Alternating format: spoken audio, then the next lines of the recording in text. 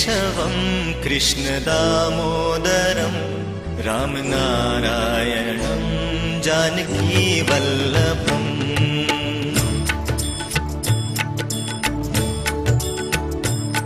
अच्युतं केशवं कृष्णदामोदरं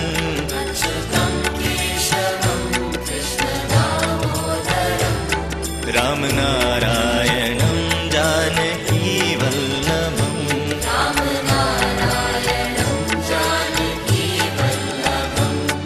कौन कहते हैं भगवान आते नहीं,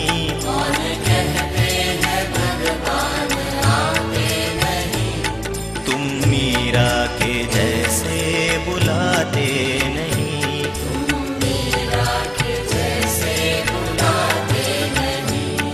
अच्युतं केशवं कृष्णदामोदरं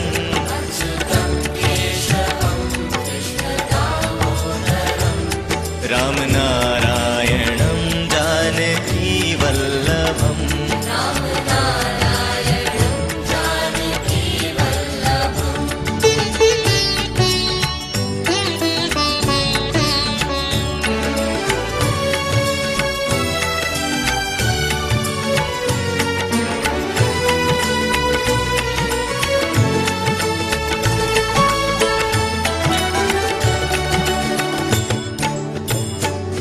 कौन कहते हैं भगवान खाते नहीं,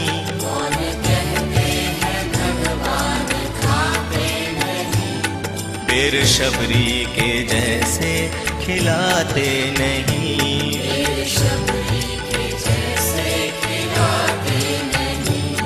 अच्युतं केशवं कृष्णदामोदरं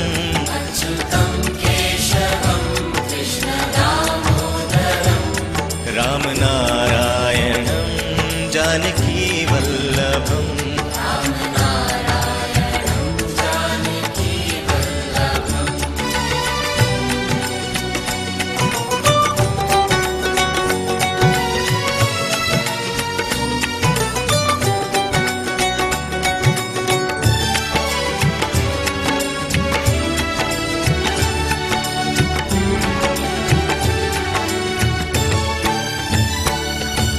कहते हैं भगवान सोते नहीं,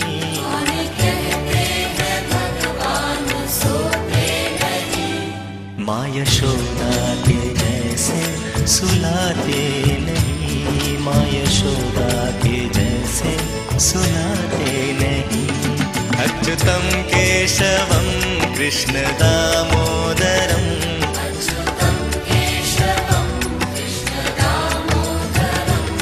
रामनारायणं जानकीवल्लभम्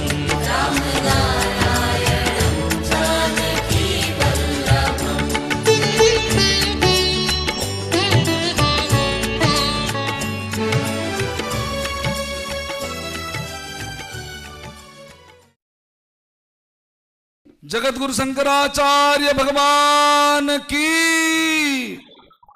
बोलिए जगन्नाथ भगवान की।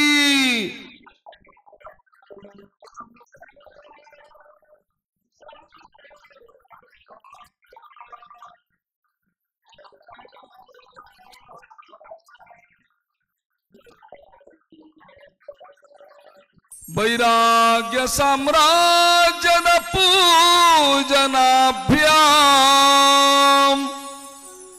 नमो नमः श्री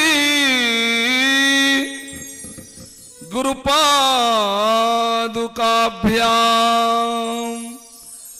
नमो नमः श्री गुरुपादुकाभ्याम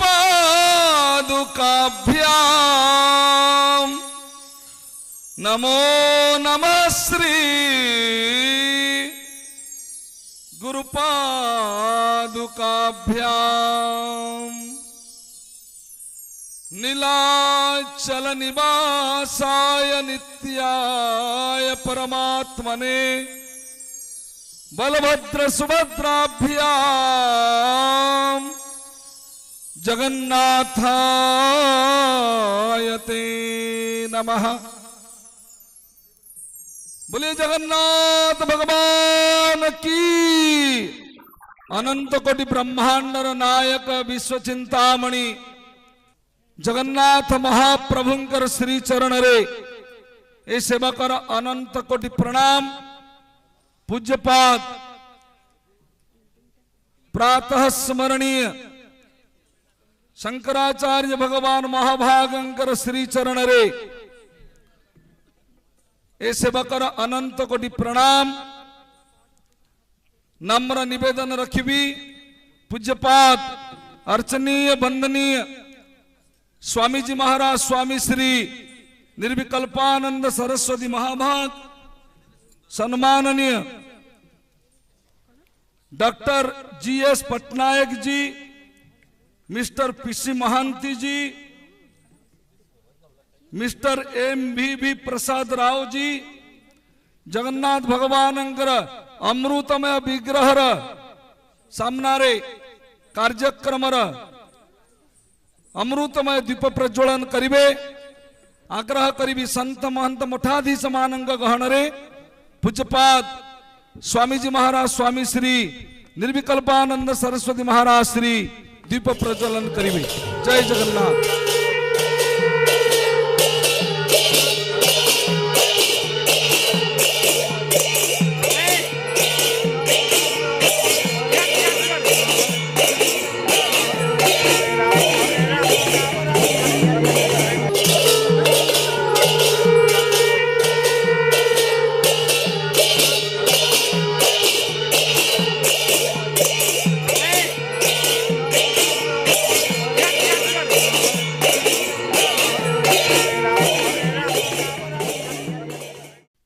धर्म की अधर्म का प्राणियों में विश्व का गौमाता की गौहत्या भारत सत्य सनातन धर्म की श्री जगन्नाथ भगवान की श्री बलभद्र भगवान की भगवती सुभद्रा देवी की जगतगुरु शंकराचार्य भगवान की।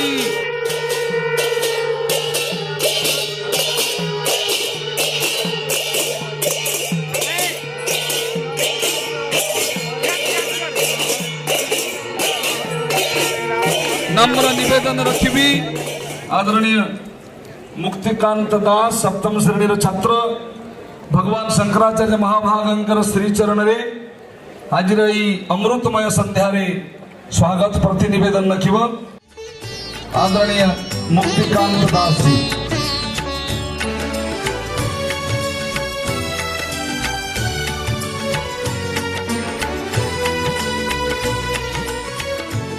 जगत गुरु शंकराचार्य भगवान की आग्रह रखिबी पूज्यपाद शंकराचार्य भगवान महाभागंकर अमृतमय मार्गदर्शन पूर्वरु अर्चनीय वंदनीय भगवान शंकराचार्य महाभागंकर निजी सचिव पूज्यपाद स्वामी जी महाराज स्वामी श्री निर्विकल्पानंद सरस्वती महाभाग अमृतमय बिरुदावली परंपरागत मंगलाचरण पाठ करिवे।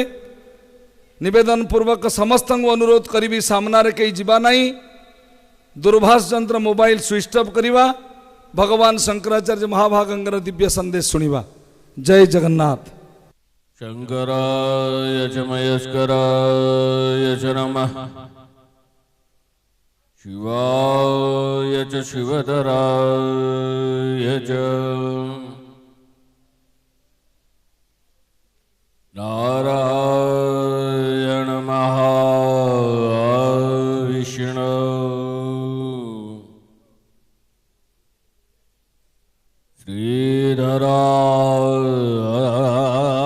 श्रीधरानंत केशव वासुदेव जगन्नाथ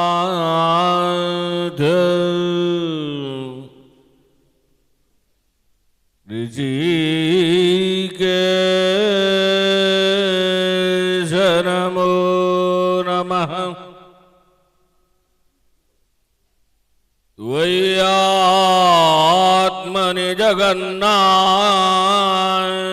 थे मन मनोरमतामिह कदा ममे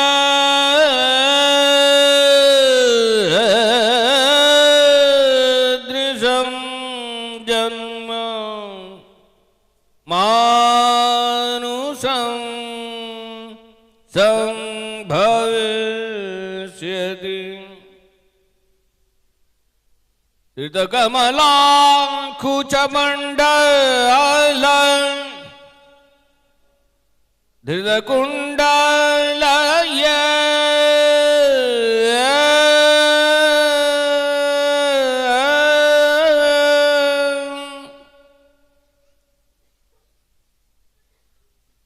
कलितललिता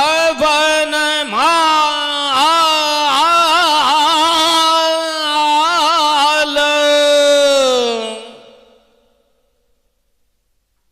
जय जय देव हर जय जय देव हर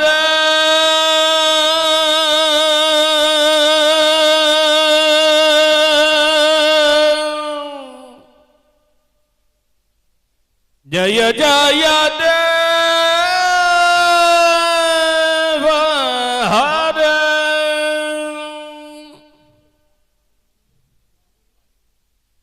श्रीमद् परमहंस परिव्राजकाचार्य वर्य पदवाक्य प्रमाण पारावार पारिणा यम नियमाधन प्राणायाम प्रत्याहार धारणा ध्यान समाधि अष्टांग योग अनुष्ठान निष्ठा तपश्चर्या चरण चक्रवर्तिन अनाद्य विच्छिन्न गुरु परंपरा प्राप्त वैदिक धर्म प्रचार परायण निखिल निगमा घमसार हृदया सर्वतंत्र स्वतंत्र परापर विद्या विद्योदितांतःकरण षण्वत स्थापनाचार्य वर्णाश्रम सदाचार शिक्षक श्रीमत्सुधन्व साम्राज्य प्रतिष्ठापनाचार्य श्रीमन्महाराजाधिराज गुरुमंडलाचार्य शाश्वत सार्वभौम विश्वजनीन सनातन धर्म संरक्षण बद्ध परिकरा समस्त संप्रदाय समन्वय साधन दत्त चित्ता विविध विरुदावलि विराजमान मानोन्नता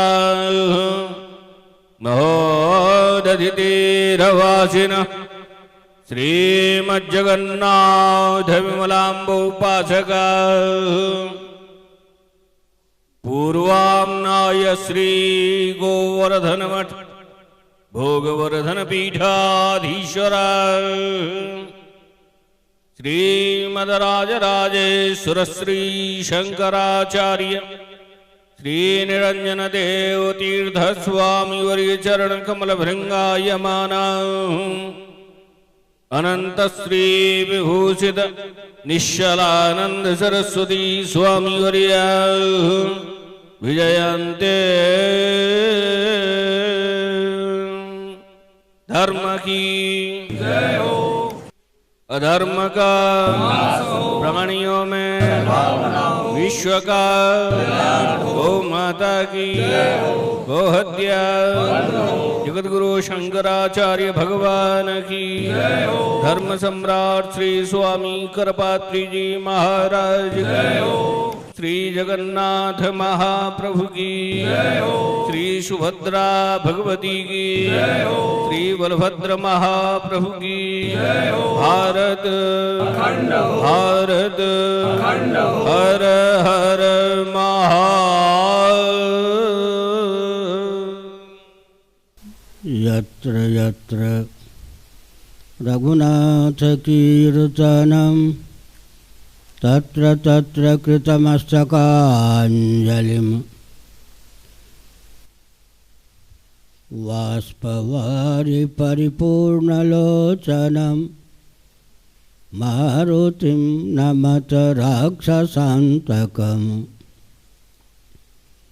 नामापिते च मधुरं मधुरं स्वरूपं कर्मापिते च मधुरं मधुरा स्मृतिश्च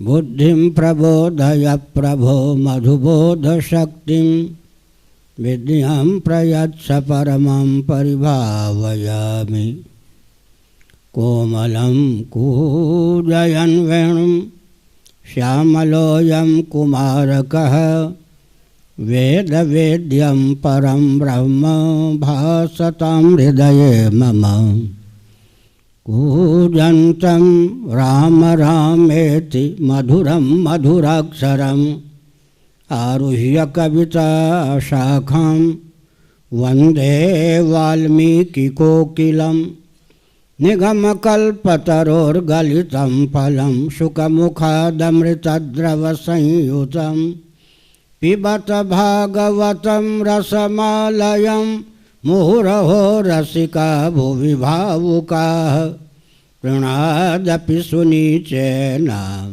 तरोरपि सहिष्णुना अमानिना मानदेन कीर्तनीयः सदा हरिः। श्रीराम जय जय राम।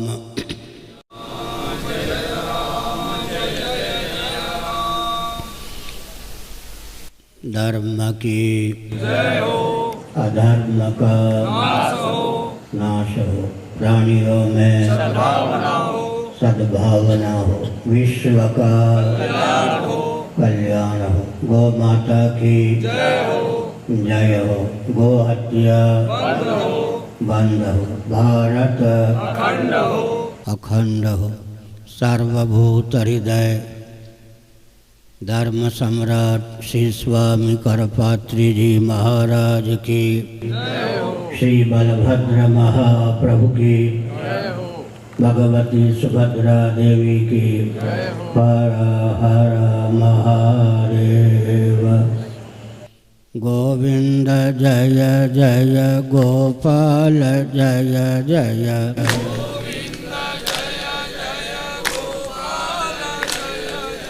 राधा रमण हरे गोविंद जय जय,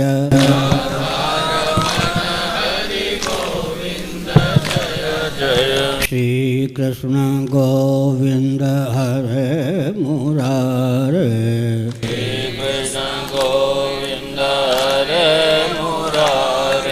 हे नाथ नारायण वासुदेव, हे नाथ नारायण वासुदेव।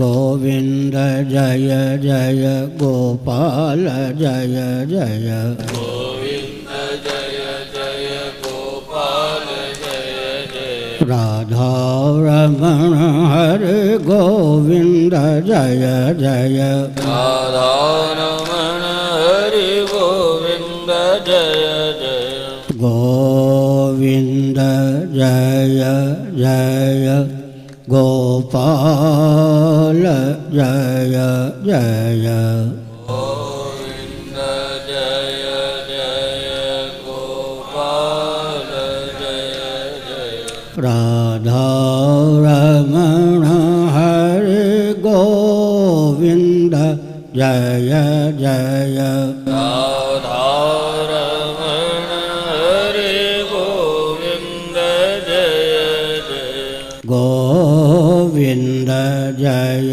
जय गोपाल जय जय, गोविंद जय जय गोपाल जय जय, राधा रमण हरे गोविंद जय जय, राधा रमण हरि गोविंद जय जय, श्री वृंदावन बिहारी लाल की जय।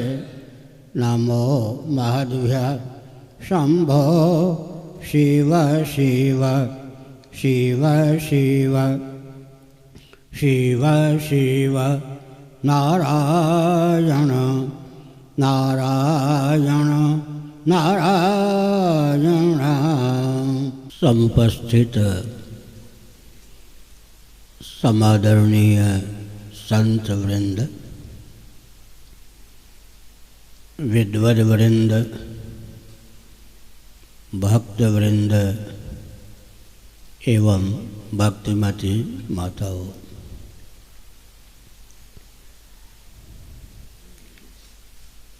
इस संस्थान ने सूझबूझ का परिचय देकर अपनत्व, आस्था, उत्साह और आह्लादपूर्वक इस भव्य कार्यक्रम का समायोजन किया है। इस कार्यक्रम के समायोजन और संचालन में गुप्त अथवा प्रकट जिन महान भावों का योगदान है, भगवान श्री चंद्रमौलीश्वर की अनुकंपा के अमोघ प्रभाव से उनका सर्वविध उत्कर्ष हो, ऐसी भावना। सज्जनों, महान भावों ने महत्वपूर्ण भावों को व्यक्त किया। उन भावों का समादर अपेक्षित है। विचार करने की आवश्यकता यह है कि सच्चिदानंद स्वरूप सर्वेश्वर, जो कि सृष्टि के रचयिता हैं, कदाचित महाप्रलय की दशा में ही सृष्टि को रहने देते।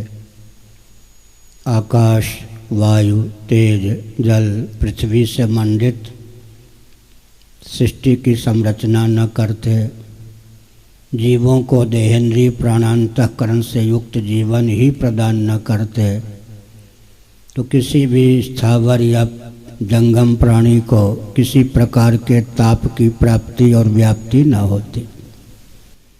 हमको आपको प्रतिदिन प्रायः गाढ़ी नींद अर्थात सुषुप्ति की प्राप्ति होती है। जब तक हम गाढ़ी नींद की दशा में होते हैं, तब तक सर्दी, गर्मी, भूख, प्यास, मान अपमान, हानि लाभ आदि किसी भी द्वंद्व की गति हम आप तक नहीं होती। यह तथ्य डंके की चोट से अनुभव के बल पर सिद्ध है। साथ ही साथ मरणासन्न व्यक्ति को भी कदाचित 2-4 मिनट के लिए ही सही गाढ़ी नींद प्राप्त हो जाए तो उसे मृत्यु का भय प्राप्त नहीं होता। कामक, क्रोध, लोभ, मोह इत्यादि किसी भी मनोविकार की प्राप्ति गाढ़ी नींद में हमको आपको नहीं होती। दैहिक, दैविक, भौतिक त्रिविध तापों में किसी ताप की प्राप्ति या व्याप्ति हमको आपको नहीं होती। कदाचित सृष्टि में जीवों को सब प्रकार के विषय भोग प्राप्त हों, लेकिन गाढ़ी नींद सुलभ न हो तो जीव पागल हुए बिना नहीं रह सकते। जिन जंगम प्राणियों को निर्विकल्प समाधि सुलभ नहीं है, कदाचित उन्हें भगवत कृपा से गाढ़ी नींद भी सुलभ न हो तो वे पागल हुए बिना नहीं रह सकते। जब 5-6 घंटे की सुषुप्ति की इतनी महिमा है, तब श्रीमद् भगवत गीता के 8वें अध्याय के अनुसार हम आप 31 नील 10 खरब 40 अरब वर्षों तक महाप्रलय की दशा में होते हैं। उस समय न पृथ्वी होती है, न पानी होता है, न प्रकाश होता है, न पवन होता है, न आकाश होता है, न अहम होता है, न महत होता है। उस समय जीवों को न स्थूल शरीर प्राप्त रहता है, न सूक्ष्म शरीर प्राप्त रहता है, न कारण शरीर प्राप्त रहता है। महाकारण शरीर महामाया भी महेश्वर से तादात्म्यपन्न होकर सर्वथा एकीभूत होकर महाप्रलय की दशा में अवशिष्ट रहती है। उस सुषुप्ति को तोड़कर आखिर सच्चिदानंद स्वरूप सर्वेश्वर सृष्टि की संरचना क्यों करते हैं, इस पर विचार करने की आवश्यकता है। तथा देह विहीन जीवों को स्थूल सूक्ष्म कारण त्रिविध शरीरों से युक्त क्यों करते हैं, इस पर विचार करने की आवश्यकता है। श्रीमद् भागवत के 10वें स्कंध में वेदस्तुति नामक अध्याय है। उसके दूसरे श्लोक में इस तथ्य पर विचार व्यक्त किया गया। बुद्धिन्द्रिय मनः प्राणान् जनानाम् असजत् प्रभुः मात्रार्थम च भवार्थम च आत्मने कल्पनाय च। भगवान ने जीवों के शुभाशुभ कर्म को फलीभूत करने की भावना से उन्हें देहेंद्रीय प्राणांतःकरण से युक्त जीवन प्रदान किया। उसके मूल में उनकी भावना यही सन्निहित थी कि महाप्रलय के अव्यवहित पूर्वक क्षण पर्यंत जो जीव कैवल्य मोक्ष को प्राप्त नहीं कर सके, उन्हें कैवल्य मोक्ष की प्राप्ति का पुनः अवसर सुलभ हो। इसका अर्थ क्या होता है? सृष्टि की संरचना का प्रयोजन है सज्जनों जन्म और मृत्यु की अनादि अजस्र परंपरा का आत्यंतिक उच्छेद। इस प्रयोजन को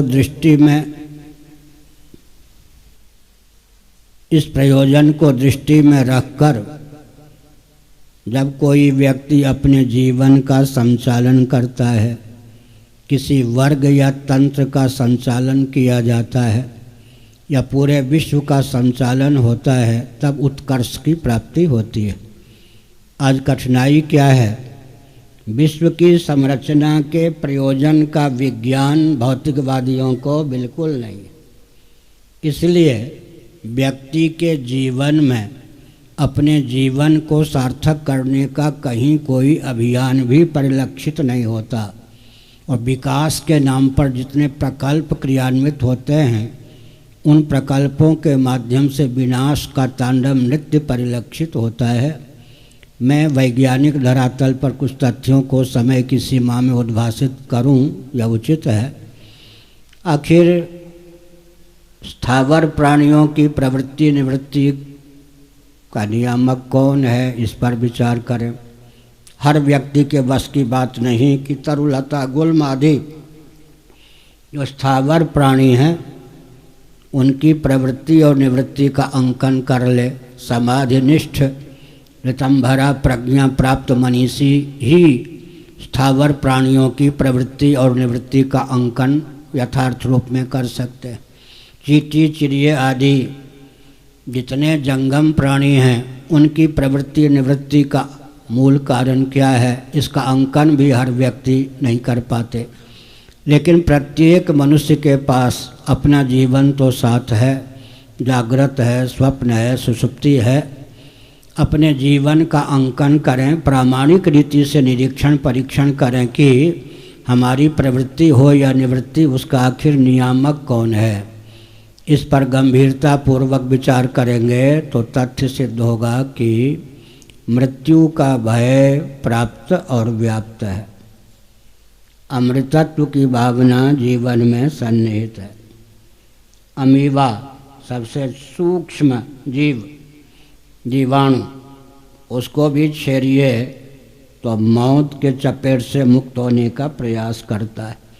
चींटी चिड़िए को भी अगर छेड़ें, वो भी मृत्यु के भय से मुक्त होने का प्रयास करते हैं। इसका अर्थ क्या है? प्रत्येक व्यक्ति प्राणी मृत्यु के भय से मुक्त होकर अमृतत्व चाहता है, मृत्युंजय पद चाहता है। ऐसा जीवन जहाँ मौत की छाया भी न पहुँच सके। तो प्राणियों की प्रवृत्ति हो या निवृत्ति, उसके मूल में पहला हेतु क्या है? मृत्यु का भय, अमृतत्व की भावना। ऐसा मृत्युंजय पद, स्वयं मृत्युंजय होकर अवशिष्ट रहना चाहता है जीव। जहाँ मृत्यु की छाया भी न पहुँच सके। दूसरी बात, प्राणियों की प्रवृत्ति या निवृत्ति का दूसरा नियामक कौन है? ये सब विद्यालय की क्या उपयोगिता? मूर्खता का भय, जड़ता का भय, अज्ञता का भय और अखंड विज्ञान की भावना, यही ना शिक्षण संस्थान आखिर क्यों? एक छोटा सा बच्चा जो काकली या तोतली वाणी में बोलता है, कौवा काक को उड़ता हुआ देखकर कहता है यह कौन? बच्चे का स्वभाव होता है ना, कोई नया व्यक्ति आया, यह कौन, यह कौन? इसका मतलब वो भी अज्ञान को दूर करना चाहता है, जड़ता से विनिर्मुक्ति चाहता है, अज्ञता से पिंड छुड़ाना चाहता है, मूर्खता के चपेट से स्वयं को मुक्त करना चाहता है, अखंड विज्ञान चिद्रूप होकर शेष रहना चाहता है।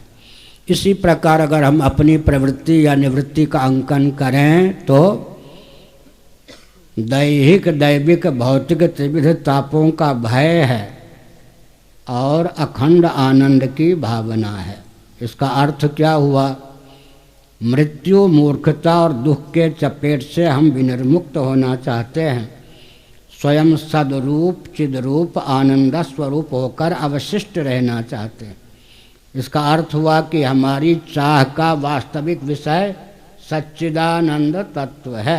सीधी बात है।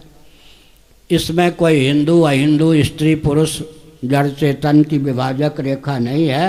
यह सनातन सार्वभौम सिद्धांत है। अब थोड़ा विचार करें, आखिर मृत्यु का भय क्यों प्राप्त है जबकि मरना जीव का स्वभाव नहीं है? भाषा समझ में आती होगी। मृत्यु का भय प्राप्त है या मृत्यु भी प्राप्त है, इस पर थोड़ा विचार कीजिए। अनादिकाल से अब तक कभी किसी कारण से सचमुच में हमारा आपका नाश हो गया होता तो वर्तमान में हम अपनी विद्यमानता की अनुभूति कैसे करते? अहम अस्मि, मैं हूँ।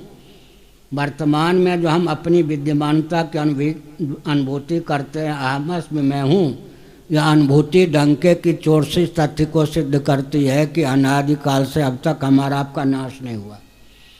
नाश की केवल आशंका है, नाश होना नहीं है।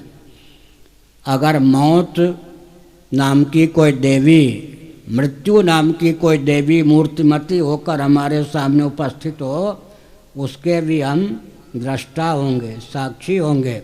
भविष्य में भी हमारा आपका नाश कभी संभव नहीं है। फिर मृत्यु का भय हमको क्यों प्राप्त होता है, इस पर विचार करना चाहिए। साथ ही साथ कोई अवस्था हमारे जीवन में आती है, कोई दशा आती है जहाँ मृत्यु के भय की पहुँच नहीं होती। मैंने पहले ही संकेत कर दिया, जब तक गाढ़ी नींद की दशा में हम आप होते हैं तब तक हमको मृत्यु का भय नहीं प्राप्त होता। कारण क्या है? मृत्युग्रस्त शरीर और संसार को लेकर अहंता ममता का उदय गाढ़ी नींद में नहीं होता। मृत्यु से अतिक्रांत जीवन की हमको भगवत कृपा से सुषुप्ति में समुपलब्धि होती है। इसी प्रकार हमने बताया, मूर्खता, अध्यास, मोह के चपेट से विनिर्मुक्त होकर हम गाढ़ी नींद में होते हैं। और यह सार्वभौम सिद्धांत है कि गाढ़ी नींद में किसी भी जीव को किसी प्रकार का ताप, किसी प्रकार की वेदना या किसी प्रकार का दुख नहीं प्राप्त होता। आस्तिक नास्तिक वैदिक अवैदिक उभय सम्मत सिद्धांत है। गाढ़ी नींद में, स्वप्न में नहीं, गाढ़ी नींद में, सुषुप्ति में किसी भी जीव को दैहिक दैविक भौतिक त्रिविध तापों में किसी ताप की प्राप्ति या व्याप्ति नहीं होती। और वेदांत का क्या सिद्धांत है सज्जनों? सिद्ध हो जाए कि अमुक जगह अंधकार नहीं है तो डंके की चोट से आपको इस तथ्य को मानने की व्यवस्था है कि प्रकाश अवश्य है। कहीं अंधकार नहीं है, इसका अर्थ क्या होता है? अगर प्रकाश का सद्भाव ना हो, प्रकाश की विद्यमानता ना हो तो अंधकार का निवारक कौन हो? इसलिए जब यह सार्वभौम सिद्धांत है कि गाढ़ी नींद में किसी को दैहिक दैविक भौतिक त्रिविध तापों में किसी भी ताप की प्राप्ति या व्याप्ति नहीं होती तो डंके की चोट से यह तथ्य सिद्ध है कि आनंद अवश्य मिलता है। और पते की बात यह है, सावधान, जो बच्चे, अभी तो बच्चे आएंगे शायद, विद्यालय बन ही रहा है, बच्चों के गार्जियन या जो भी हैं यहाँ विद्यमान, थोड़ा सा भी कम्युनिज्म का भाव मन में हो तो अपने हृदय का परिष्कार कर लें। गाढ़ी नींद का वेग ही कम्युनिज्म पर, भौतिकवाद पर, देहात्मवाद पर पानी फेर देता है। भौतिकवाद क्या है? चेतना विशिष्ट शरीर आत्मा है, यही ना, देहात्मवाद इसको कहते हैं। अगर सचमुच में शरीर, चेतना विशिष्ट शरीर आत्मा हो तो इसको भुलाकर गाढ़ी नींद प्राप्त करने की भावना क्यों? गाढ़ी नींद का वेग ही कम्युनिज्म पर पानी फेर देता है।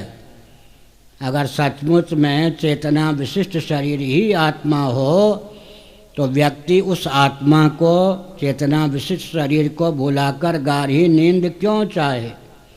दूसरी बात और है, अगर विषयजन्य आनंद, अनुकूल रबड़ी, कचौरी, मालपुआ, शक, चंदन, वनिता आदि के सेवन परिरंभन से प्राप्त आनंद ही आनंद हो, तो जिसके जीवन में वेदना नहीं है, ताप नहीं है, आनंद ही आनंद है, वह व्यक्ति विषयजन्य प्रचुर आनंद को भी भुलाकर गाढ़ी नींद क्यों चाहता है?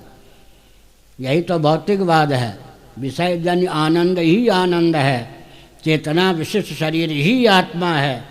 यह जो दो प्रकार की मान्यता है, इसी का नाम क्या है? भौतिकवाद। इसी का नाम है कम्युनिज्म। लेकिन गाढ़ी नींद का वेग शरीर को भुलाकर और विषयजन्य आनंद को भी भुलाकर सोने के लिए हमको बाध्य करता है। तो हमने संकेत किया सज्जनों, भौतिकवाद पर, कम्युनिज्म पर तो गाढ़ी नींद का वेग ही पानी फेर देता है। उस गाढ़ी नींद में जो हमको उपलब्धि होती है वो क्या है? भगवान सच्चिदानंद स्वरूप हैं। जीव उनके अत्यंत सन्निकट पहुंच जाता है उनकी कृपा से गाढ़ी नींद में। अग्नि क्या है? दाह और प्रकाश से युक्त है। आप दाह और प्रकाश से युक्त अग्नि को प्रज्वलित कीजिए, आग के पास बैठ जाइए, अग्नि का सेवन कीजिए या आग को तापिए, क्या होगा? प्रकाश की महिमा से अंधकार में भटकने से बच जाएंगे और दाह की उष्णता या गर्मी की महिमा से सर्दी के चपेट से मुक्त हो जाएंगे। देय सद्य फल प्रकट प्रभाव। इसी प्रकार से आपको अभीष्ट भोजन प्राप्त हुआ, भोजन करना प्रारंभ कीजिए। प्रतिग्रास में क्या होगा? भूख की निवृत्ति होगी, पुष्टि बल की प्राप्ति होगी, तृप्ति की प्राप्ति होगी। भोजन के ये तीनों फल युगपत एक कालावच्छेदन प्राप्त होंगे। इसी प्रकार गाढ़ी नींद में भगवान के अत्यंत सन्निकट जीव पहुंच जाता है। यही कारण है कि जीव में वह चमत्कृति आ जाती है, उस तक किसी द्वंद्व की पहुंच नहीं होती, किसी वेदना की पहुंच नहीं होती, कामक क्रोध लोभादि मनोविकारों की पहुंच नहीं होती। लेकिन वह गाढ़ी नींद भी चरम पुरुषार्थ नहीं है। अंत में अज्ञान जो कि प्रतिबंधक है, जिसके कारण हमारा जन्म का पर्यवसान मृत्यु और मृत्यु का पर्यवसान जन्म होता है, उस अज्ञान का अत्यंत निवारण मानव जीवन का लक्ष्य है। इस पर हम संकेत करते हैं सज्जनों। उदाहरण लीजिए, पुष्पों से बनी हुई माला। इस माला को हाथ में लेकर बल वेग पूर्वक ऊपर उछालिए, अंत में क्या होगा? बल और वेग के निरस्त होने पर माला पृथ्वी की ओर आकृष्ट होकर पृथ्वी से एकीभूत हो जाएगी। कोई वृक्ष में, लता में फल लगा है, पुष्प लगा है, वो समय पर टूटता है। आखिर वह पुष्प, वह फल पृथ्वी की ओर ही क्यों आकृष्ट होता है? क्योंकि पृथ्वी गंधवती है, गंध नामक गुण से युक्त है, और वह पुष्प या फल क्या है? पार्थिव है, पृथ्वी का कार्य है। प्रत्येक अंश स्वभावतः अपने अंशी की ओर आकृष्ट होता है। इसी प्रकार से 25वीं मंजिल पर यांत्रिक विधा का आलंबन लेकर जल पहुंचाइए। जल से परिपूर्ण टोटी को वहाँ खोलेंगे तो जल की धारा नीचे की ओर आप्लावित होगी, क्योंकि उसका उद्गम स्थान महोदधि नीचे है। प्रत्येक अंश स्वभावतः अपने अंश ही की ओर आकृष्ट होता है। दीप आपने प्रज्वलित किया, दीप की शिखा ऊपर की ओर उठी, क्यों? वो अंश है। अंशी कौन है? नभोमंडल में विद्यमान आदित्य या सूर्य। प्रत्येक अंश स्वभावतः अपने अंश ही की ओर आकृष्ट होता है। तो हम आप भी अंश सरीखे हैं। अभी कोई बालक पढ़ रहे थे ना गीता के 15वें अध्याय के कुछ श्लोक, उसका अंग्रेजी में अनुवाद भी अपने ढंग से जो उनको तैयार था कर रहे थे। 15वें अध्याय में भगवान का क्या वचन है? ममई वामसो जीवलोके जीवभूता सनातनः। तुलसीदास जी ने अनुवाद किया ईश्वर अंश जीव अविनाशी। तो हम आप भगवान के अंश सरीखे हैं, अतः हमारे आकर्षण के विषय भगवान ही हो सकते हैं, अन्य कोई नहीं। और यह जो शरीर और संसार है, प्रामाणिक रीति से कोई भी आस्तिक हो या नास्तिक निरीक्षण परीक्षण करेगा, इसका तात्विक स्वरूप क्या सिद्ध होगा? अनित्य है या नहीं? प्रतिक्षण परिवर्तनशील है। शरीर और संसार अनित्य तो है ही, और जड़ भी है क्योंकि दृश्य है, और इसके संसर्ग से सेवन से दुख भी प्राप्त होता है। इसका अर्थ क्या हुआ? शरीर और संसार प्रामाणिक रीति से निरीक्षण परीक्षण करने पर असच्चिदानंद सिद्ध है। बृहदारण्यक उपनिषद का अनुशीलन कीजिए। असतो मा सद्गमय तमसो मा ज्योतिर्गमय मृत्योरमा अमृतम गमय। हे प्रभु, हमारे जीवन में वह बल और वेग भर दें।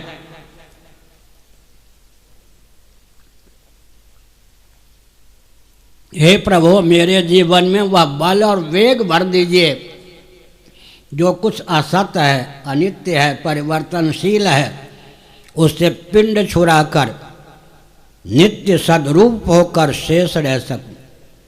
मेरे जीवन में वह बल और वेग भर दीजिए जो कुछ अचित है, जड़ है, उससे पिंड छुड़ाकर चिद्रूप होकर अखंड विज्ञान स्वरूप होकर शेष रह सकूं। हे प्रभु, मेरे जीवन में वह बल और वेग भर दीजिए जो कुछ दुखप्रद है, उससे पिंड छुड़ाकर अखंड आनंद स्वरूप होकर अवशिष्ट रह सकूं। इसका अर्थ यह है, मृत्यु, मूर्खता और दुख के चपेट से सदा के लिए मुक्त होकर सच्चिदानंद मात्र होकर हम आप शेष रहना चाहते हैं। इस लक्ष्य को सामने रखकर जो विद्यालय का संचालन होता है, शिक्षण संस्थान का संचालन होता है, उसमें क्षमता होती है कि शिक्षक अपनी विद्या के द्वारा विद्यार्थी को इतना प्रबुद्ध बना देते हैं कि अपने जीवन का वास्तविक लक्ष्य वह पहचान सके और उस लक्ष्य की पूर्ति के लिए चेष्टा या प्रयास कर सके।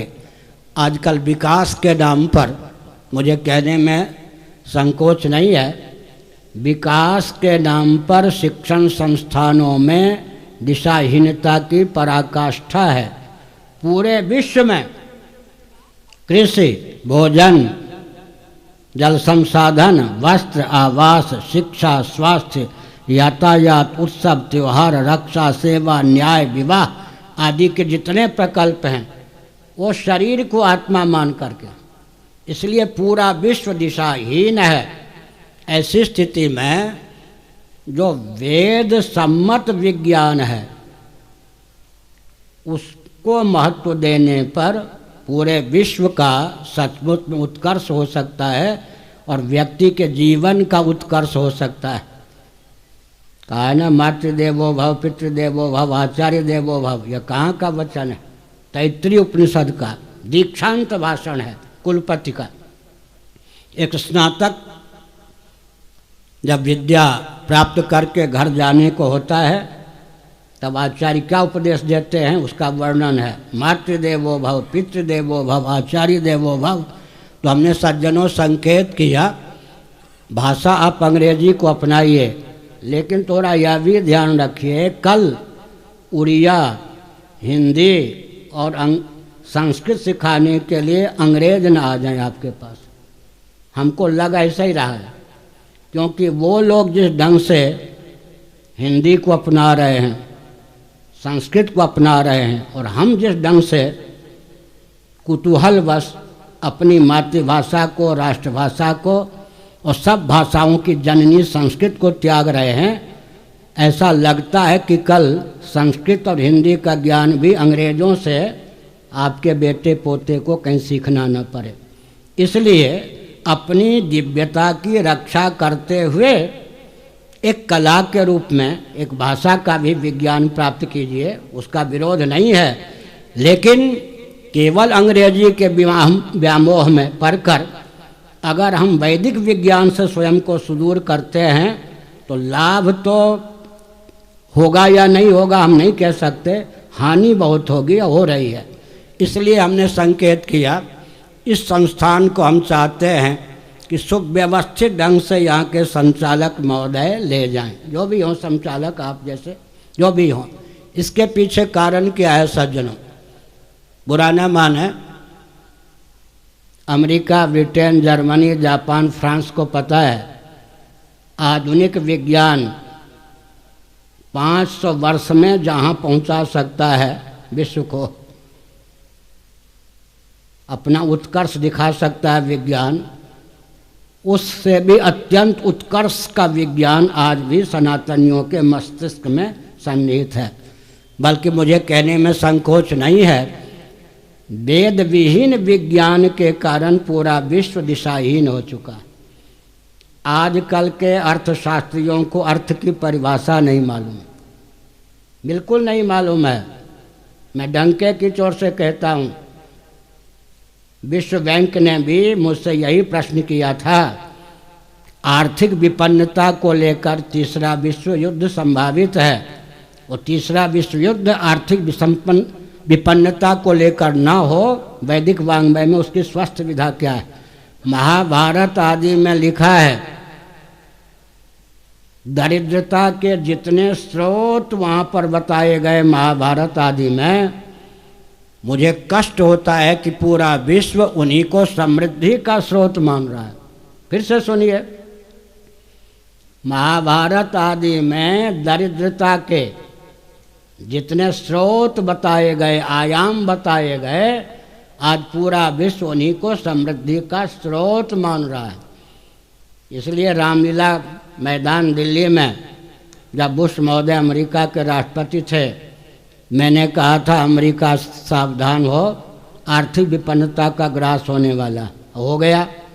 अब मैं पूरे विश्व को कह रहा हूँ, वैदिक महर्षियों ने जो अर्थ को परिभाषित किया है, अर्थ का स्वरूप बताया है, उसको अगर विश्व नहीं अपनाता है तो पूरा विश्व बेन के शासनकाल में जैसे दाने दाने के लिए मोहताज हो गया था, वैसे ही होगा। तो मुझे बहुत कुछ नहीं कहना है, हमने संकेत किया सज्जनों, शिक्षा का उद्देश्य क्या होगा? अंग्रेजी आप रखिए, भाषा ठीक है, लेकिन उद्देश्य आपकी शिक्षा का है क्या? शिक्षण संस्थानों पर वज्रपात करते हुए भीष्म पितामह ने एक भाव व्यक्त किया है। हमारे प्रफुल्ल रथ जी साहब चले गए, प्रफुल्ल रथ जी ने कुछ हमारे भावों को व्यक्त किया। भीष्म जी ने युधिष्ठिर जी को बताया, शिक्षण संस्थानों पर वज्रपात, शिक्षण संस्थानों को दिशाहीन होने से बचाने का सूत्र महाभारत में है, उसको ध्यानपूर्वक सुनिए। और जो आपके गीता इत्यादि के अध्यापक हों, हमारे ग्रंथों में वह श्लोक स्थल सहित अर्थ सहित दिया हुआ है, उसके आधार पर शिक्षण संस्थान चलाने का प्रयास कीजिए। भीष्म जी ने क्या कहा? आजीविषवो विद्याम, अच्छा आ गए, आजीविषवो विद्याम यशः कामौ समन्ततः ते सर्वे नृपपापिष्ठा धर्मस्य परिपंथिनः।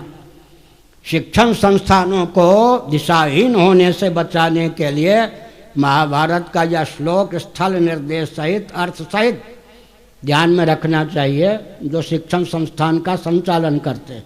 हिंदी में इसका अर्थ होता है, जो अपनी विद्या और कला का पूर्ण रूप से समग्रतः 100% उपयोग और विनियोग केवल धन मान या अर्थ काम के लिए करते हैं। नृप हे युधिष्ठिर ते सर्वे पापिष्ठा, वे सब अव्वल दर्जे के 1 नंबर के पापी हैं, सुपरलेटिव डिग्री।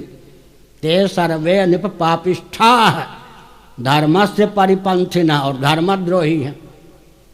इस दृष्टि से विचार करने पर तो विश्व के 2-4 शिक्षण संस्थानों को छोड़ सकते हैं, पूरे शिक्षण संस्थान धर्मद्रोह के केंद्र हो गए या नहीं। इसलिए इस श्लोक को सामने रखिए।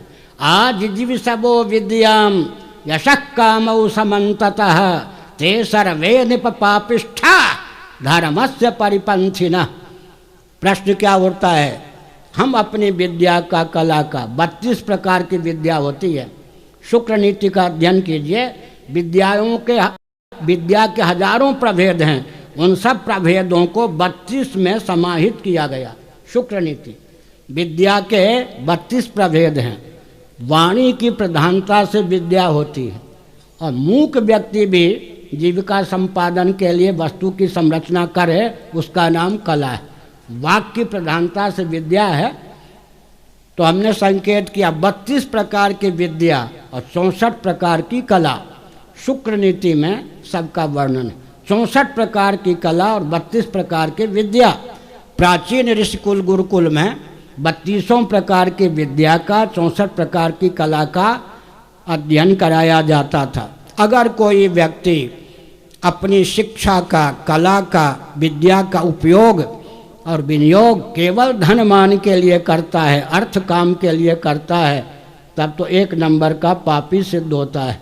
और शिक्षण संस्थान भी क्या होते? धर्मद्रोह के केंद्र होते हैं। तो सबसे पहले हमने संकेत किया कि शिक्षण संस्थान को धर्मद्रोह का केंद्र मत होने दीजिए और अपने जीवन को धर्मद्रोही होने से बचाइए। तो लक्ष्य का निर्धारण हमने पहले ही बता दिया। लक्ष्य का निर्धारण, अगर लक्ष्य का निर्धारण नहीं हुआ तो शिक्षा के गर्भ से ही विस्फोट निकल आवेगा। मैं एक संकेत करता हूँ, सावधान। आपने मेकाले का नाम सुना होगा। मेकाले की 6 कूटनीति का संभवतः ज्ञान हो आपको या ना हो। 6 कूटनीति मेकाले की। भारत को मैं सावधान करता हूँ, मेकाले की 6 कूटनीतियों को अभिशाप समझे भारत, वरदान न समझे।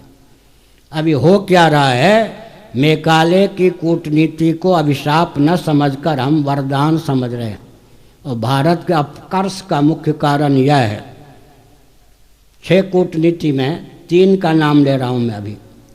ए बी के बाद सी, 3 सी, क्लास, को एजुकेशन, एक ही चीज़, क्लब एंड कोर्ट, ये 3 सी 6 कूटनीति में, ये 3 कूटनीति मेकाले की थी। क्लास, को education, club and court. Class, को एजुकेशन, क्लब और कोर्ट के माध्यम से समय बचाने के लिए तीनों के एक साथ कहकर मैं संकेत करता हूँ। मेकाले की कूटनीति क्या थी भारत को दिशाहीन करने की? शिक्षण संस्थान, न्यायालय और क्लब, सांस्कृतिक केंद्र के माध्यम से समय, संपत्ति, स्नेह, शील का अपहरण कर लो। व्याख्या आप करते रहिए मन में। कोर्ट न्यायालय, कोर्ट कचहरी उसको देख लीजिए, क्लब देख लीजिए, अश्लील मनोरंजन और मादक द्रव्य के केंद्र बन गए। क्लास आपके सामने है, दिल्ली की घटना देख लीजिए दिल्ली की घटना सुन लीजिए, देख लीजिए। इसका अर्थ क्या हुआ? इसका अर्थ हुआ क्लास, कोर्ट, क्लब के माध्यम से समय, संपत्ति, शील, स्नेह का अपहरण करना। अब किसी भी देश को बम से मत उड़ाओ, देशवासियों के समय का अपहरण कर लो, संपत्ति का अपहरण कर लो, स्नेह का अपहरण कर लो, और क्या, शील का अपहरण कर लो। वो देश मर जाएगा अपने आप। कोई गुड़ खवाने से अगर मारा जाता है तो बुद्धिमान उसको संख्या देगा। तो मेकाले की ये कूटनीतियाँ हैं जिनको हम अभिशाप न समझकर वरदान समझ रहे। 3 और कूटनीति, हम जो कुछ बोलते हैं प्रफुल्ल रथ जी सुन लेते हैं तो उसका प्रचार भी कर देते हैं, बहुत अच्छा है। आप भी जान लीजिए, भारत को अभी मालूम नहीं है कि अंग्रेजों की कूटनीति को अभिशाप न समझकर पूरा भारत वरदान समझ रहा है और अंग्रेज बहुत मुस्कुरा रहे हैं। मैं 5-7 मिनट में सारी पोल पट्टी संकेत में खोल दूंगा, थोड़ा सावधान। 3 कूटनीतियाँ, क्लास के माध्यम से, कोर्ट के माध्यम से, क्लब के माध्यम से, समय, संपत्ति, शील, स्नेह का अपहरण कर लीजिए। बम गोले से मारने की क्या आवश्यकता, पूरा देश आपका गुलाम हो जाएगा। हर व्यक्ति दास्ता से संपन्न हो जाएगा। 3 कूटनीति। 4थी कूटनीति क्या थी मेकाले की? वेदों के प्रति भारत के मनुष्यों, व्यक्तियों के हृदय में अनास्था उत्पन्न कर दी। कदाचित वेदों को गररिये का गीत कहने पर भी भारतीय उसके प्रति अनास्था न कर सकें परंपरा प्राप्त रक्त संस्कार के कारण, तो वेदों की इस ढंग से व्याख्या करवा दीजिए कि वेद के नाम पर वैदिक सिद्धांत का विलोप हो जाए। हो गया। ये 4थी कूटनीति मेकाले की। 5वीं कूटनीति क्या थी? उसने अपने पिता को पत्र लिखा, तो सब पढ़िए। 5वीं मेकाले की कूटनीति क्या थी, इस पर विचार करना चाहिए। 5वीं कूटनीति थी शिक्षा, रक्षा, अर्थ और सेवा के प्रकल्प सनातन वैदिक आर्य हिंदुओं के यहाँ सदा संतुलित रहते हैं। शिक्षा, रक्षा, अर्थ और सेवा के प्रकल्प सबको संतुलित रूप में, सुव्यवस्थित रूप में सुलभ होते हैं। उसका मूल क्या है? वर्णाश्रम व्यवस्था, सनातन वर्णाश्रम व्यवस्था। उस सनातन वर्णाश्रम व्यवस्था के प्रति अनास्था उत्पन्न कर दी। ये मर जाएंगे। हुआ है। देखिए ये भुजदंड हैं, भुजदंड। किसी विश्वविद्यालय में इनको प्रशिक्षण दिया गया है कि शरीर के किसी अंग या प्रत्यंग पर वार की, हमले की, आक्रमण की संभावना हो, टूटने फूटने की चिंता किए बिना यूँ कर दो। ये करते हैं नहीं। इनको किस विश्वविद्यालय में शिक्षा दी गई? किस विद्यालय में भुजदंडों को प्रशिक्षण दिया गया? ये भुजदंड कैसे हैं? निसर्ग सिद्ध परंपरा प्राप्त संस्कार संवेत हैं। निसर्ग सिद्ध परंपरा प्राप्त संस्कार से संवेत हैं। उदाहरण ले लीजिए, आश्चर्य होगा आपको। गाढ़ी नींद में बुद्धिपूर्वक प्रयत्न नहीं हो सकता, लेकिन मच्छर आके आपको काटने लगा शरीर को, बुद्धिपूर्वक तो प्रयत्न नहीं हो सकता। कौन आज्ञा देगा भुजदंड को कि वहाँ पहुँच जाओ? हथेली को कौन आज्ञा देने वाला है? बुद्धिपूर्वक प्रयत्न गाढ़ी नींद में हो ही नहीं सकता। लेकिन निसर्ग सिद्ध परंपरा प्राप्त संस्कार संवेत या भुजदंड वहाँ पहुँचता है और हथेली के चपेट में अगर मच्छर आ जाए तो मर जाता है। मच्छर चंपत हो जाए, भगने में समर्थ हो जाए तो नाखून से वहाँ कुचला लेते हैं। इसका अर्थ क्या है? तो हमने एक संकेत किया। क्या संकेत किया सज्जनों? संकेत यह किया कि वर्णाश्रम व्यवस्था जो इनको अजेय बनाए हुए है, मेधा शक्ति, रक्षा शक्ति, वाणिज्य शक्ति, श्रम शक्ति का प्रकल्प दार्शनिक, वैज्ञानिक, व्यावहारिक धरातल पर जितना सुव्यवस्थित भारत को प्राप्त था उतना किसी को नहीं। उसके प्रति अनास्था उत्पन्न कर दो। और 6ठी कूटनीति मेकाले की क्या थी? जगत गुरुओं से भारत को भर दो। ईस्वी सन से 507 वर्ष पूर्व भगवत पाद शंकराचार्य महाभाग का आविर्भाव हुआ। उस समय मोहम्मद साहब, ईसा मसीह जी का नाम भी नहीं था, कोई अवतार की जन्म की बात ही नहीं थी। सार्वभौम जगत गुरु के रूप में शंकराचार्य विश्व में माने जाते थे। भारत को जगत गुरुओं से, धर्माचार्यों से भर दो, इतने पंथ खड़ा कर दो भारत में कि हर ओर से आवे हम धर्माचार्य, हम जगत गुरु, हम संत, तो क्या होगा? धार्मिक नेतृत्व उनको सुव्यवस्थित ढंग से प्राप्त नहीं होगा। अपने आप ये कहाँ जाएंगे? रसातल में। मैं संकेत करता हूँ, अभी एक सज्जन आए थे, मैंने उनको यह कहा एकांत में, कहाँ कहा? प्रयाग में। उन्होंने कहा मुझे तो, मेरी तो आंखें बंद थी, खुल गई। मैं 2-4 तथ्य की ओर ध्यान देता हूँ और दिलाता हूँ। सुनिए, इस 21वीं शताब्दी में, 21वीं शताब्दी जो हम कहते हैं तो अंग्रेज़ों की दी हुई है या हमारी दी हुई है? अंग्रेज़ों की ना। 21वीं शताब्दी किसकी दी हुई है? इस 21वीं शताब्दी में जिस अमेरिका ब्रिटेन को सर्वोत्कृष्ट समृद्धि आदि की दृष्टि से, विज्ञान की दृष्टि से, महायंत्रों की दृष्टि से हम राष्ट्र मानते हैं, अगर उसकी दृष्टि में इस 21वीं शताब्दी में अंग्रेज़ों की दृष्टि में, अमेरिका ब्रिटेन आदि की दृष्टि में राजगद्दी के महत्व लुप्त हो गए, उन अंग्रेज़ों से पूछिए कि तुम अपने यहाँ राजगद्दी क्यों थोपे हुए हो? राजतंत्र उनके यहाँ है या नहीं? विक्टोरिया से भी अधिक समय से एलिजाबेथ शासन कर रही है या नहीं? अब समझ गए? अपने यहाँ हमारे ग्रंथों की विशेषता को अपने यहाँ अंग्रेज अपनाए हुए हैं और हमारे यहाँ तोड़ दिए। दूसरी बात ले लीजिए, इस 21वीं शताब्दी में अगर धर्म गुरु की, पथ प्रदर्शक की, आध्यात्मिक मनीषी की, आध्यात्मिक मार्गदर्शक की उपयोगिता लद गई, शेष नहीं रह गई, तुम अपने यहाँ पोप को क्यों पाले हुए हो? अपने यहाँ पोप जी की गद्दी पाले हुए हैं। पोप जी का अर्थ क्या होता है? उनके रिलीजन का सर्वोत्कृष्ट गुरु ही नहीं, राष्ट्राध्यक्ष और सेनाध्यक्ष भी। बौद्धों से पूछिए, जिस भारत में तिब्बत को छोड़ने के बाद लगभग 50 वर्षों से माननीय दलाई लामा जी रह रहे हैं, भारत उनका सम्मान करता है या नहीं? केंद्र या प्रांत में कोई भी शासन तंत्र आवे या साझे की सरकार आवे, दलाई लामा जी को 3 पद प्राप्त है या नहीं? बौद्ध जगत के धर्मगुरु भी हैं, राष्ट्राध्यक्ष भी हैं, सेनाध्यक्ष भी हैं। अगर 21वीं शताब्दी में पोप जी की उपयोगिता लद गई, ऐसा कह सकते हैं? बिल्कुल नहीं। 21वीं शताब्दी में पोप जी की उपयोगिता बनी हुई है तो शंकराचार्य की उपयोगिता लद गई। छलबल डंके की चोर से अपने परंपरा प्राप्त जो आचार्य थे उनके प्रति अनास्था उत्पन्न कर दी गई भारत में।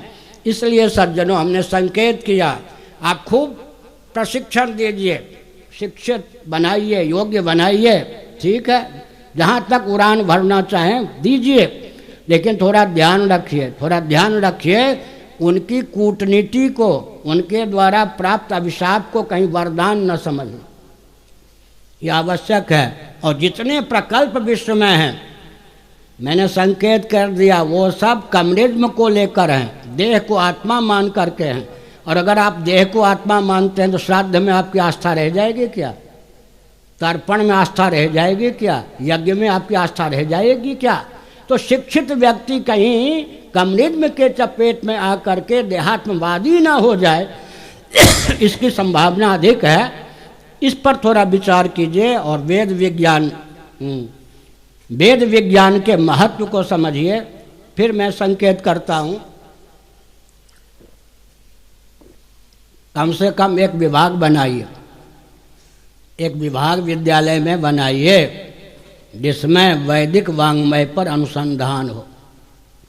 भारत के मान्य संस्कृत के विद्वानों को भारत में सम्मान नहीं है, नासा उनको बुला रहा, ध्यान है या? नासा, मैंने जो कहा व्यंग में नहीं कहा।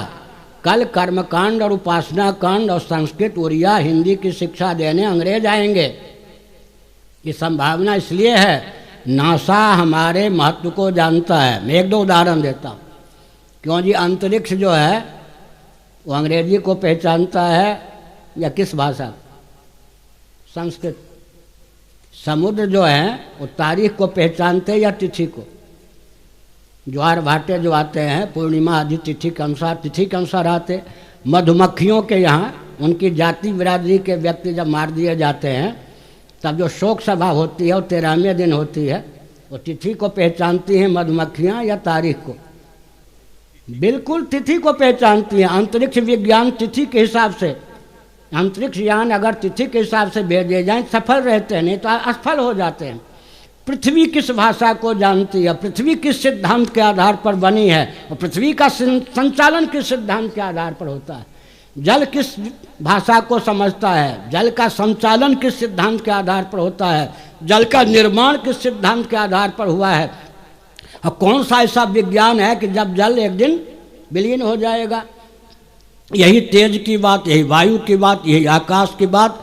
तो हमने एक संकेत किया, पूरा विश्व इस बात को मानता है अंदर से कि सनातन वैदिक आर्य हिंदुओं ने, इनके पूर्वजों ने, मनीषियों ने विश्व को अर्थशास्त्र, धर्मशास्त्र, कामशास्त्र, मोक्ष शास्त्र, नीति शास्त्र, चिकित्सा शास्त्र, दशमलव इत्यादि का विज्ञान दिया। तो भाषा कोई भी सीखे, हमारे यहाँ तो म्लेच्छ भाषा का भी महत्व है। विदुर जी और युधिष्ठिर जी थे लाक्षागृह के पहले की बात। विदुर जी पांडवों के साथ चल रहे थे, दुर्योधन के गुप्तचर लगे हुए थे, महाभारत में आया है। अब विदुर जी के सामने समस्या थी कि भविष्य में कोई संकट पांडवों पर आवे, उसका संकेत करें तो किस भाषा में करें। तो वो जो विदुर जी जानते थे कि ये जो दुर्योधन के गुप्तचर हैं ये म्लेच्छ भाषा नहीं जानते।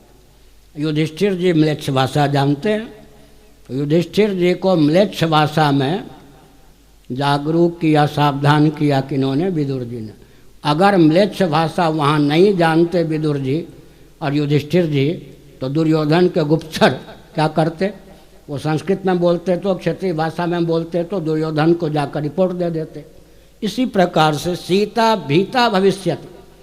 हनुमान जी चले गए अशोक वाटिका में, सोचा अगर मैं संस्कृत में बोलूं, सीता जी से संभाषण करूं, ये मुझे रावण मान लेंगे, तो कौन सी भाषा में बोलूं जिससे सीता जी को विश्वास हो। और रावण जिस भाषा को नहीं जानता है वो क्षेत्रीय अवधी भाषा में, क्षेत्रीय वाल्मीकि रामायण में लिखा है, क्षेत्रीय भाषा में जब हनुमान जी बोलने लग गए तो सीता जी को विश्वास हुआ कि सिद्धि के बल पर छद्म रीति से ये रावण नहीं हो सकता है, कोई रामदूत ही है, क्षेत्रीय भाषा में बोलता है। तो भाषा से हमको परहेज नहीं है, लेकिन एक और बहुत कुछ है, कभी फिर विज्ञान पर, कला पर और ये जो महायंत्र ये सब पर फिर कभी मैं एक संकेत करता हूँ। बहुत अच्छा संकल्प आपका है कि नीति और अध्यात्म से समन्वित शिक्षा पद्धति को क्रियान्वित करें अपने शिक्षण संस्थानों में।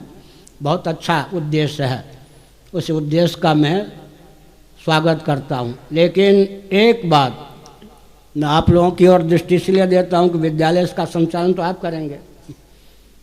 एक संकेत करता हूँ, मेरे पूज्य गुरुदेव धर्म सम्राट स्वामी करपात्री जी महाराज के सामने काशी के धुरंधर व्याकरण के विद्वान निरीक्षण पति मिश्र बैठे थे। दैवयोग से मैं था पूज्य गुरुदेव की सेवा में काशी में। एक संस्मरण निरीक्षण पति जी ने बताया, आप BHU गए होंगे, काशी विश्वविद्यालय, हिंदू विश्वविद्यालय। काशी की जो सीमा है धार्मिक, काशी को कहते वाराणसी, वरुणा नासी दो नाला नदी के मध्य का जो भूभाग है उसका नाम है वाराणसी। और हिंदू विश्वविद्यालय जो है वो काशी की धार्मिक सीमा के बाहर है। मालवीय जी बीमार थे, अब तक की दशा थी, तो लोगों ने कहा कि आप तो आस्तिक हैं, सनातनी हैं, काशी में अगर आप देहत्याग करेंगे तो मोक्ष मिल जाएगा, आपकी आज्ञा हो, आपका संकेत हो तो बस 20 मिनट 15 मिनट में काशी की सीमा में आपको पहुंचा दें। उन्होंने कहा बिल्कुल ठीक है, काशी में अगर देहत्याग करूंगा तो मोक्ष मिलेगा, लेकिन मैं काशी में देहत्याग नहीं करना चाहता। आश्चर्य हो गया, काशी के महत्व को जानते हुए भी, काशी के समीप विश्वविद्यालय में रहते हुए भी, मरणासन्न होते हुए भी आखिर काशी की सीमा में पहुंचकर देहत्याग क्यों नहीं करना चाहते। प्रफुल्ल जी सुन रहे, मालवीय जी ने क्या कहा मालूम है, मैंने जो इस विश्वविद्यालय की रचना की थी, हिंदू विश्वविद्यालय का शिलान्यास किया, दरभंगा नरेश ब्राह्मण थे, बहुत धन दिया, काशी के नरेश ने भूमि दी, और भिक्षा मांग मांग करके मैंने इस विश्वविद्यालय को खड़ा किया। मेरा लक्ष्य था कणाद, कपिल, गौतम, पतंजलि, जैमिन, व्यास, यहाँ से निकलेंगे शिक्षण संस्थान से, मालवीय जी के सब। पहले बैच में कम्युनिस्ट निकल आए, बना क्या कहते हैं, विनायक बनाने चले, गणेश जी बन गया बंदर, विनायक कोई बनाने चले बन जाए बंदर। कणाद निकले विश्वविद्यालय से, इस भावना से विश्वविद्यालय का शिलान्यास किया गया, निकल आए पहले बैच में कम्युनिस्ट। इस वेदना को लेकर अब मैं क्या फिसल चुका हूँ। अब सारे प्रकल्पों को, सारी योजना को निरस्त कर दूं तो पागल गिना जाऊं। अब मेरे बस की बात नहीं, इसलिए काशी की सीमा में अगर देह त्याग करूंगा तो मुक्त हो जाऊंगा, फिर जन्म नहीं होगा। मुझे एक जन्म मैंने जो प्रमाद किया, मेरे द्वारा जो भूल हुई कि कणाद बनाने का जो संस्थान बनाया उससे कम्युनिस्ट निकल आए, इस भूल पर पानी फेरने के लिए मुझे एक जन्म और लेना है। इसका अर्थ क्या था? उसका अर्थ ये था कि मिश्रण की जो पद्धति है, 2-3 प्रकार की शिक्षा पद्धति हो गई ना। एक पद्धति जहाँ मिश्रण है ही नहीं, केवल कम्युनिज्म ही कम्युनिज्म, नीति अध्यात्म कुछ नहीं। दूसरी शिक्षा पद्धति ये हुई कि दाल में नमक के समान नीति का सन्निवेश हो, क्या अध्यात्म का सन्निवेश हो। तीसरी शिक्षा पद्धति हो गई विशुद्ध वैदिक रीति से, परंपरा से। उसमें आप कहेंगे कि व्यक्ति के व्यक्तित्व का विकास कैसे होगा, तो मैंने बता दिया 32 विद्या हमारी लुप्त की जा रही है। 32 विद्या, 64 कला। पहले के जो चक्रवर्ती नरेंद्र होते थे, आजकल तो कोई चक्रवर्ती नरेंद्र नहीं है। चक्रवर्ती नरेंद्र किस विद्यापीठ से के स्नातक होते थे? प्राचीन जो वैदिक शिक्षा पद्धति थी ना, विद्या और कला की। तीसरी पद्धति वो है। तो हमने एक संकेत किया सज्जनों, संकेत ये किया कि सचमुच में अब तक मैंने जो कुछ कहा उसका अभिप्राय यह है, अर्थ और काम चाहिए, लेकिन यह चरम पुरुषार्थ नहीं। अंत में जीव का जो चरम लक्ष्य है उसकी पूर्ति में शिक्षा सहयोगी बने, इस ढंग की बात होनी चाहिए। और अंत में मुझे तो बहुत कष्ट होता है, भावी पीढ़ी भारत की खरीद ली गई। इधर आपका ध्यान जाता है या नहीं जा रहा? जाता तो प्रधानमंत्री जी का भी ध्यान नहीं है, न राष्ट्रपति का ध्यान है, न राष्ट्रपति जी का ध्यान है, न प्रधानमंत्री जी का। शिक्षा मंत्री ऐसे तो कुछ है ही नहीं भारत में, जो हैं उनका तो कोई इधर से लेने देना नहीं। हमने एक संकेत किया, किधर ध्यान नहीं जा रहा। हमारी भावी पीढ़ी खरीद ली गई, बुरा ना माने। जिस प्रकार की शिक्षा होगी उसी प्रकार की समझ होगी या नहीं, उसी प्रकार का चिंतन होगा या नहीं, उसी प्रकार का संकल्प होगा या नहीं। मैं उदाहरण देता हूँ, आपको स्वप्न आता होगा। मन में जो संस्कार या वासना हैं उनको छोड़ के, उनका अतिक्रमण करके कोई स्वप्न हो सकता है, कोई घटना घट सकती है। तो व्यक्ति के मस्तिष्क, मन, बुद्धि, चित्त, अहंकार, ज्ञानेंद्रिय, कर्मेंद्रिय, इन सब का निर्माण शिक्षा के द्वारा होता है। शिक्षा पद्धति में अगर दिशाहीनता आ गई तो समझ लीजिए वो देश दिशाहीन हो गया। तो जो शिक्षा पद्धति भारत में क्रियान्वित की गई है, क्योंकि मैं बुरा न माने और अब सच्ची बात है, कम से कम इस अवस्था में भी 6 घंटे तो मैं कंप्यूटर पर होता हूँ रोज, 7 घंटे तो कम से कम मेरा रोज का अध्ययन अभी भी है। ऐसा मत समझिए कि विद्या से मैं दूर हूँ या भूतपूर्व विद्वान। 7 घंटे का तो मेरा नित्य का अध्ययन एवरेज औसतन नित्य का है 7 घंटे। इसलिए मैं संकेत करना चाहता हूँ, निंदा में मेरा तात्पर्य नहीं, उपहास में तात्पर्य नहीं है। एक इंजीनियर को ला कर रख दीजिए, वर्तमान ढंग से जो इंजीनियर बने हैं, वर्तमान ढंग से जो इंजीनियर बने हैं, उनका मस्तिष्क क्या है मालूम है? परसेंटेज पर काम करता है, प्रतिशत पर। उदाहरण दे देता हूँ, किसी एक व्यक्ति के जीवन में 5-6 लीटर रक्त हो तो वो जीवन स्वस्थ माना जाता है। अब अगर कोई व्यक्ति कह दे 2.5 लीटर नहीं, आधा लीटर रहने दो रक्त, बाकी ले लो, तो व्यक्ति मरा हुआ सा होगा या नहीं? आजकल जो इंजीनियरिंग की शिक्षा है उसमें त्रुटि क्या है? वो परसेंटेज पर, प्रतिशत पर मस्तिष्क काम करता है। गंगा जी कहे 10% जल छोड़ दो, 90% ले लो, समझ गए ना, ऐसे ही सब जगह। तो ये जो परसेंटेज पर काम करने वाला इंजीनियरों का मस्तिष्क है, समझ गए, ये राष्ट्र के लिए अभिशाप हो जाएगा। एक एक में क्या गिना, हर विभाग। इसलिए मेरे पास विशाल अध्ययन है, 1,00,000 घंटे तक कोई विचार विमर्श करे तो अभी मस्तिष्क थकेगा नहीं। उतना मार्गदर्शन भगवत कृपा से, गुरुओं की कृपा से दे सकता हूँ। वर्तमान जितने विज्ञान हैं वो विस्फोटक इसलिए बन गए कि वैदिक विज्ञान से, वेद विहीन विज्ञान से करोड़ों किलोमीटर दूर चले गए। अधिक क्या मैं गणित को लेकर कह दूं, शून्य को अभाव मान लिया, सारे गणित फेल हो गए, विफल हो गए, गणित दिशाहीन हो गया। इसलिए जब गणित ही दिशाहीन हो गया तो जितने यंत्र बनते हैं, जितने वैज्ञानिक आविष्कार होते, सब दिशाहीन हैं। एक ही उदाहरण दे देता हूँ, पूरा विश्व मिलकर, भौतिक तंत्र मिलकर, वेद विहीन विज्ञान के जानकार जितने हैं, विकास को परिभाषित नहीं कर सकते। विकास को क्रियान्वित करेंगे तो विकास के गर्भ से विनाश निकल आएगा। पृथ्वी, पानी, प्रकाश, पवन ऊर्जा के आस्तिक नास्तिक वैसम्मत स्रोत हैं। इनको विकृत और विलुप्त किए बिना, या इनको विकृत किए बिना, दूषित किए बिना, क्षुब्ध किए बिना वर्तमान विकास को परिभाषित ही नहीं कर सकते। तो मैं बहुत विस्तार पूर्वक इस विषय पर बोल सकता हूँ, लिख सकता हूँ, लिखा भी है संक्षेप में। पूरा जितना आधुनिक विज्ञान हमको पश्चिम की ओर से आया है, सब में विस्फोट है। एक उदाहरण देकर मैं प्रवचन को विराम देता हूँ। स्टैम्प, मोहर जानते ना, मोहर के अक्षर उल्टे होते या नहीं, परिणाम सीधा होता है या नहीं? स्टैम्प सब परिणाम सिद्ध। अब कोई कहे कि किस पागल ने उल्टे अक्षर जड़ दिए, तो सीधे कर दे, परिणाम क्या होगा, सब विपरीत होगा या नहीं? इसी प्रकार से आजकल जितने विज्ञान हैं, एक एक ले लीजिए, वेद विहीन विज्ञान, वो विज्ञान विकास को लक्ष्य बनाकर चलते हैं या नहीं? उनके गर्भ से विनाश निकलता है। हर विभाग में देख लीजिए, विस्फोट विस्फोट विस्फोट। इसलिए अंत में कितने चिड़िया उड़े आकाश, चारा है धरती के पास, नभो मंडल में ऊंचाई तक पक्षी उड़ान भर ले, लेकिन जब उसे भूख का, प्यास का, थकान का अनुभव होता है तब पृथ्वी पर आने के लिए बाध्य होता है। श्वेता स्वतर उपनिषद, नान्य पंथा विद्यते अनाया। अंत में भूदेवी जो गाय के रूप में थी, किसके पास? पृथ्वी जी के पास। श्रीमद् भागवत स्कंद 4 अध्याय 18 श्लोक 3, 4, 5।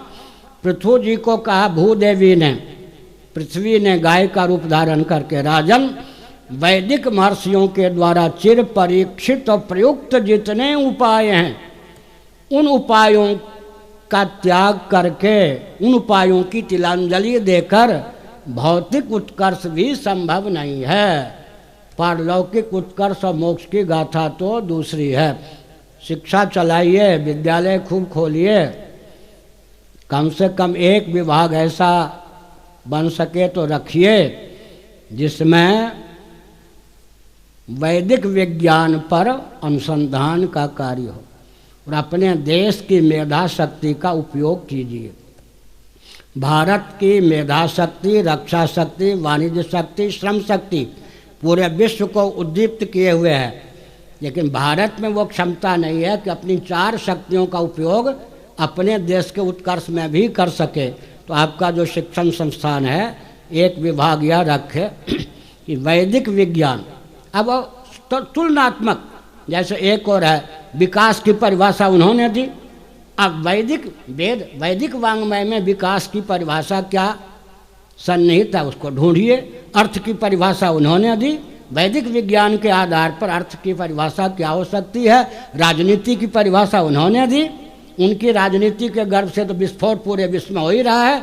अब हमारे वैदिक वांग्मय में राजनीति की क्या परिभाषा है, उसको करने से, और आजकल प्रचार तंत्र है, आपके पास प्रचार तंत्र होगा, तब क्या होगा, पूरा विश्व हमारे सामने प्रेम पूर्वक बिना बम, गोले, बारूद के, लाठी डंडे के नतमस्तक होने के लिए तैयार है। लेकिन भारत का संचालन करने वाले जो राजनेता हैं, उनका मस्तिष्क वैदिक विज्ञान के प्रति आस्थान्वित न होने के कारण हम अपनी दिव्य शक्ति से न तो स्वयं को विकसित कर पा रहे, न पूरे विश्व के विकास में, उत्कर्ष में हेतु बन रहे हैं।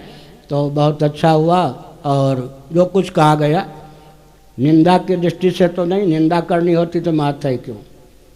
इसलिए मैंने संकेत किया कि बहुत अच्छा संकल्प है, नीति अध्यात्म समन्वित शिक्षा पद्धति हो, एक विभाग सब जगह रखिए।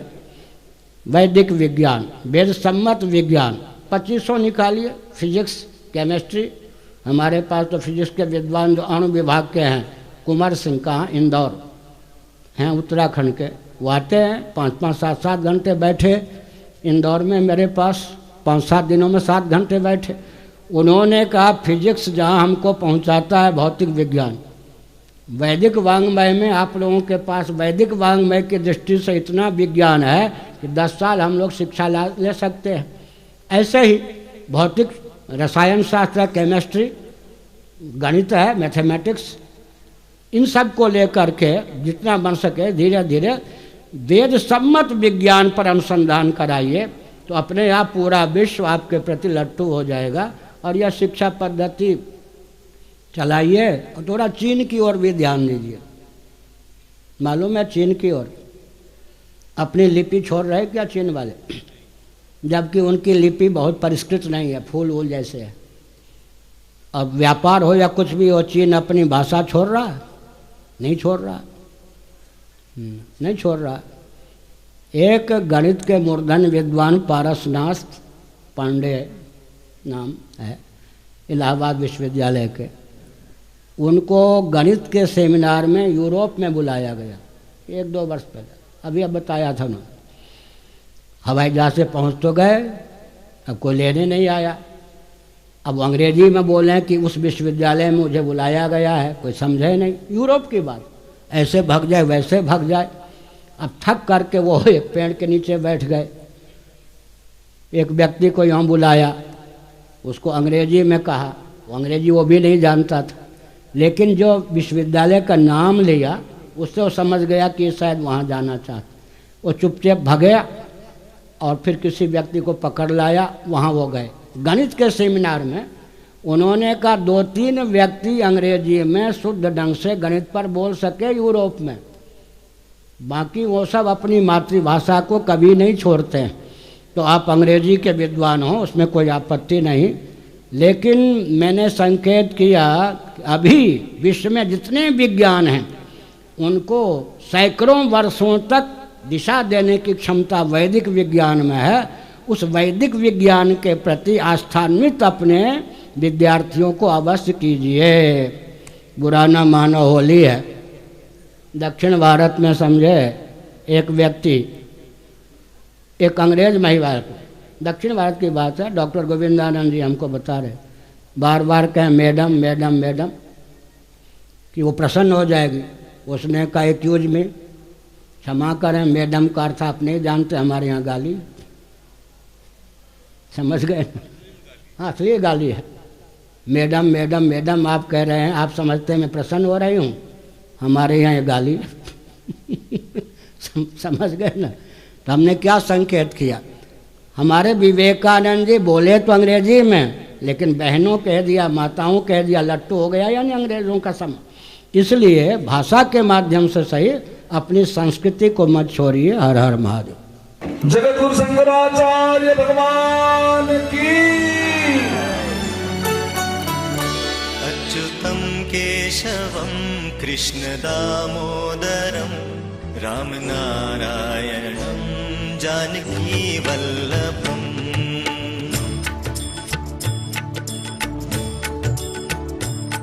अच्युतं केशवं कृष्ण दामोदरं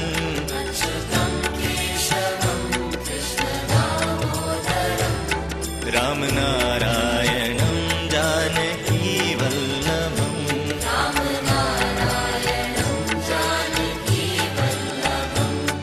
कौन कहते हैं भगवान आते नहीं,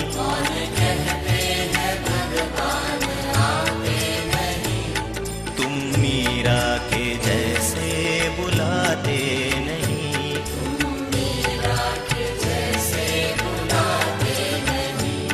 अच्युतं केशवं कृष्ण दामोदरम्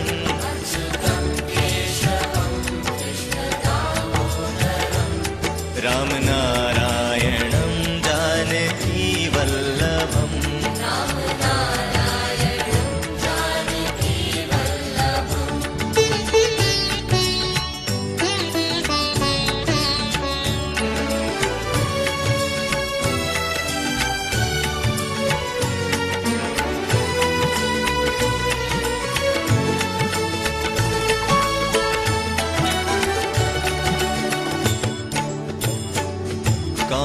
कहते हैं भगवान खाते नहीं,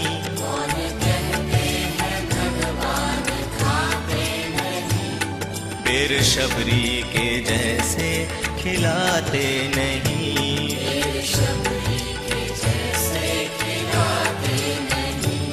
अच्युतम केशवम कृष्ण दामोदरम,